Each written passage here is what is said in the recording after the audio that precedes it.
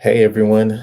Um, for those who are now joining my channel, my name is Chimelo Ubani. I am the founder of Do Champion Services, where we provide you with superior services. Today, I have a special guest with me. Her name is Michelle Upton. She is the CEO of HighTide Investment Strategies. Everyone, say what's up to Michelle. Hey, Michelle. Hey, Shamala, how are you? I'm doing good. How's everything been going for you today? Everything's good. Sunday morning, holiday weekend. It's nice and calm here. Nice and calm. That's what I like to hear. Easy like a Sunday morning, right? There you go.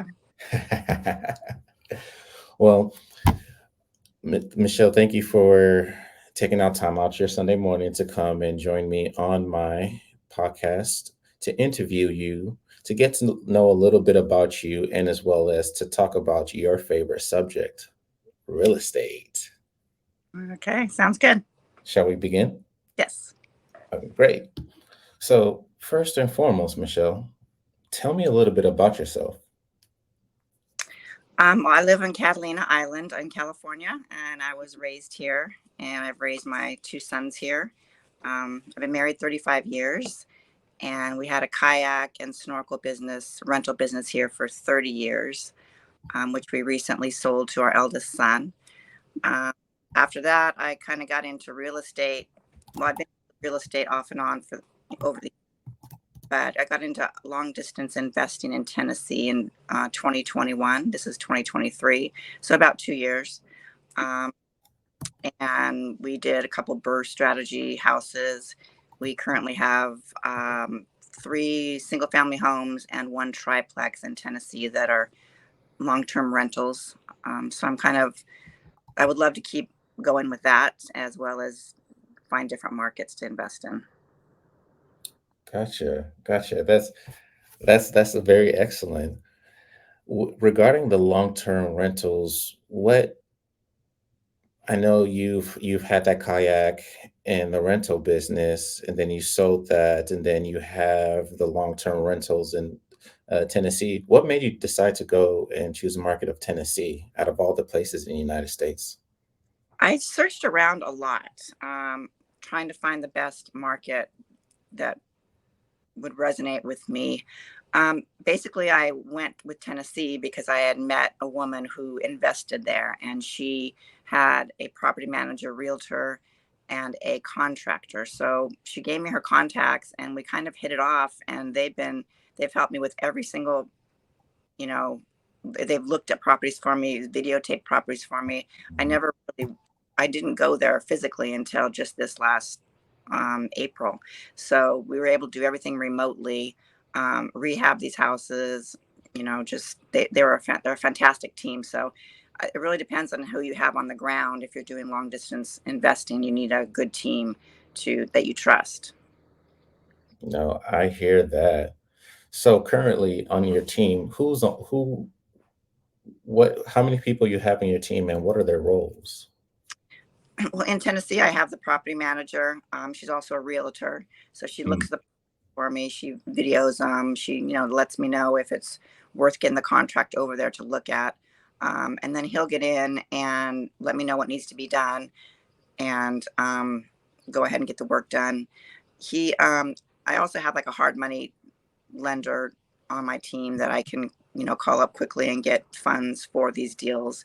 So I guess I have like three. I've got a hard money lender, a property manager, realtor slash realtor, and then the contractor. And they each have their own teams that work for them. So it's kind of, you know, a lot of people helping. Gotcha. So, and let me make sure I understood things correctly. So, what you did with that property in Tennessee was you purchased it, you rehabbed it, and then now you're renting it out. Right. It's kind of like the Burr method. We tried that strategy. We did leave money in the first and second deal, which were a single family homes. So you Mhm. still have to put 10% down payment, and you still have to come up with the rehab costs, and then you rent it, and then you cash out, refinance it. So we were able to get not all of our money back, but a good chunk of our money back. On the triplex, we were finally able to do a full Burr method. We bought the property. There was no, they had turned off the gas because it had sat for so long, but it was semi rehab. So we were able to finish up the rehab, get the gas company back out to um, hook up the gas meters again. And with the rehab on the triplex and renting it, and then doing the cash out refinance, we were able to recover all the money that we had invested into that property. So it was a true burr, which was phenomenal. We have an interest only loan on that, so it is also able to cash flow. Excellent. It makes you feel proud that, man, we did this. Yeah, it's fun. It's challenging and rewarding at the same time.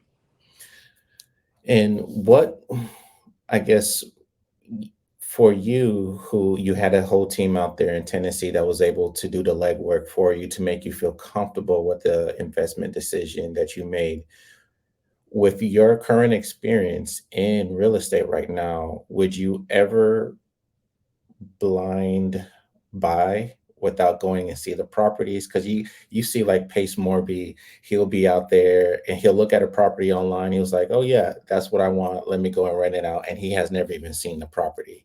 Would you feel comfortable doing that Well, at this? I would imagine he has somebody go look at it. No, he doesn't have anybody look at it at all. Maybe he doesn't show us that part in the whole legwork process, but from what it seems like is he finds it online and then he'll fix and flip it, and then he'll fix it up and then he'll rent it out for Airbnb or anything like that. Well, I think after a while, you can see what's a good area within your market. What needs to be done. I mean, I can look at something and, of course, you realize if it doesn't have HVAC, or you look at the roof, there's some things that you look for.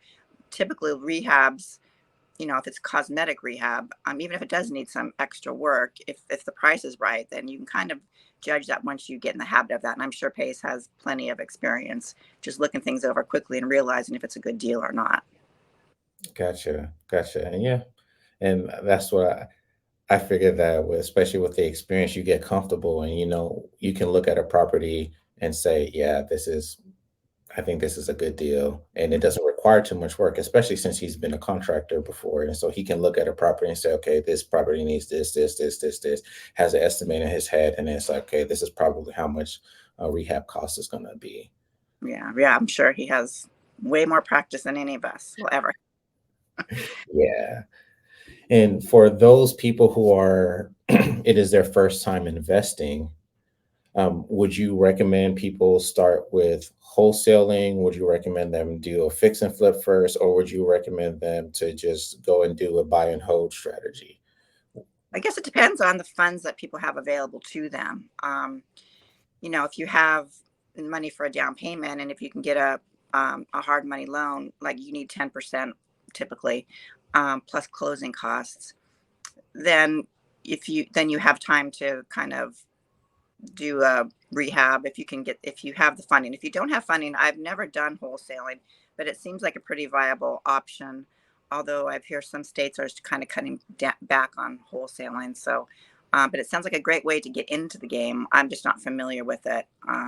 So I guess if I would have started younger and earlier, I would have had all of these tools in my tool belt. But at this point in time, I'm just kind of riding along with what I've got going. But I think any way you can get in real estate is beneficial because it's a great way to build wealth. Hmm.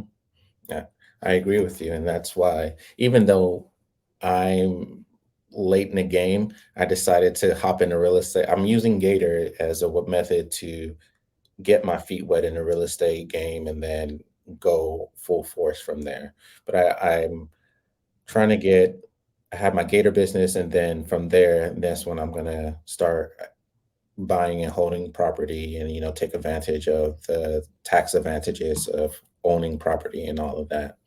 Right. Yeah. Huge. It's challenging, and I guess again, it's challenging and it's rewarding, and you kind of get hooked on it once you get going with it, and you just it's awesome. I love it. Hmm.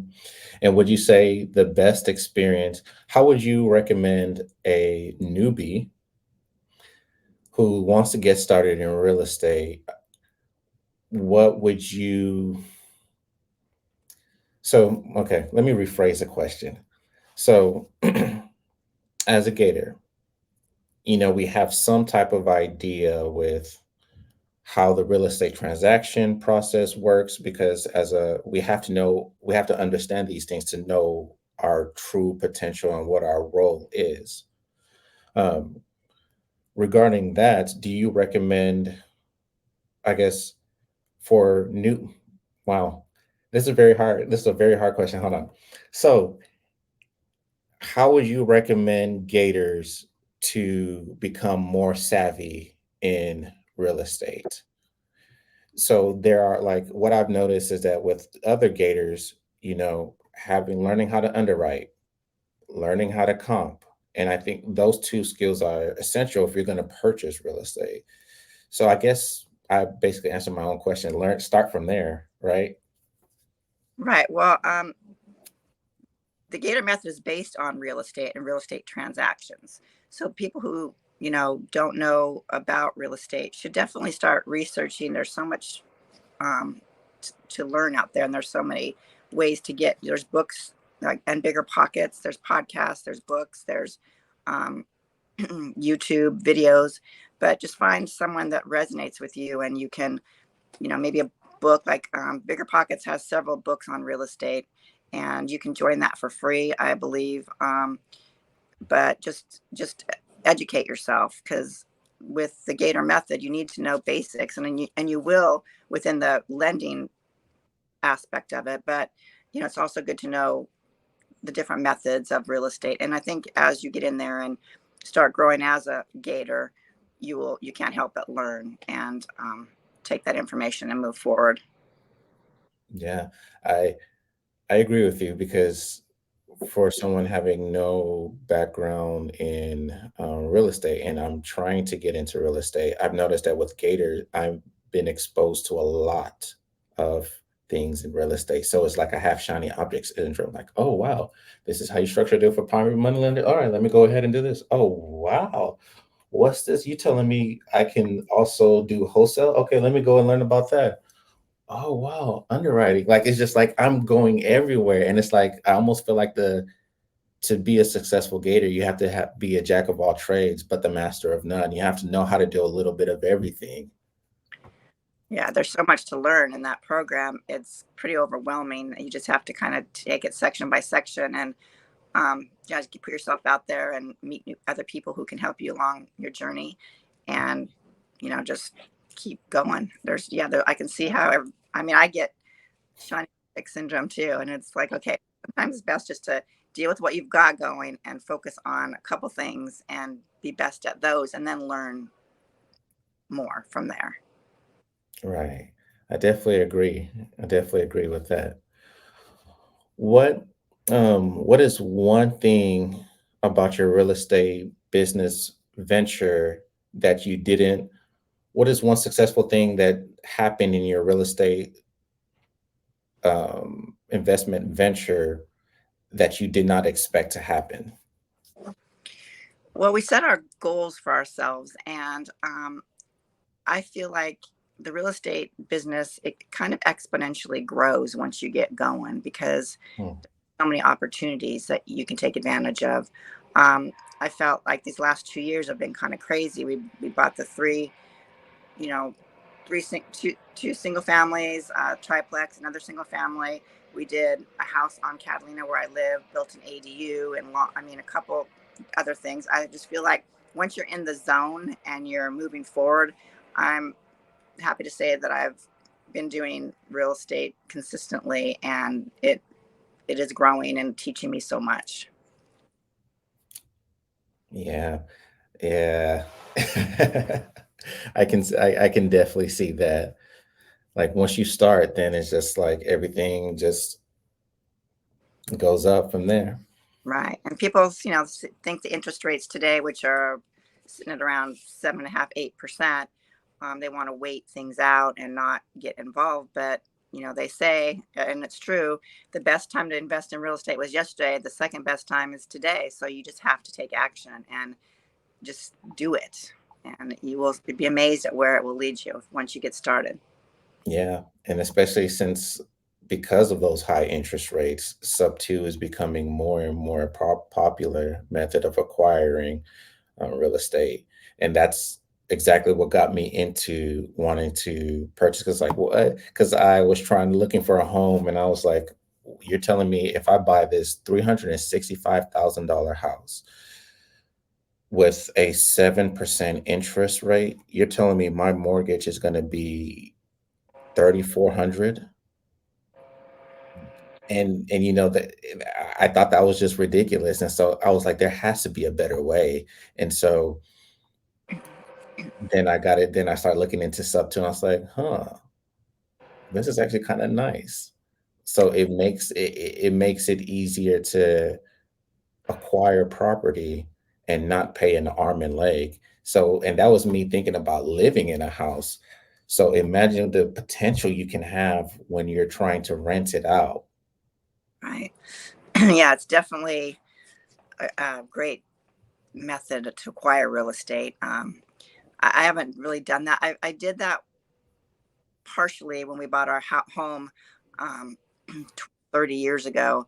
We made a deal with the lady, and she carried part of the our home for us, which was awesome. And we did the same with our business when we bought that 30 years ago. So I guess we have been involved in some sub two deals. I just haven't. It was more of a moment of passion where I really needed this, and I want to. How can we make it work? And I guess that's how you have to feel about anything in life.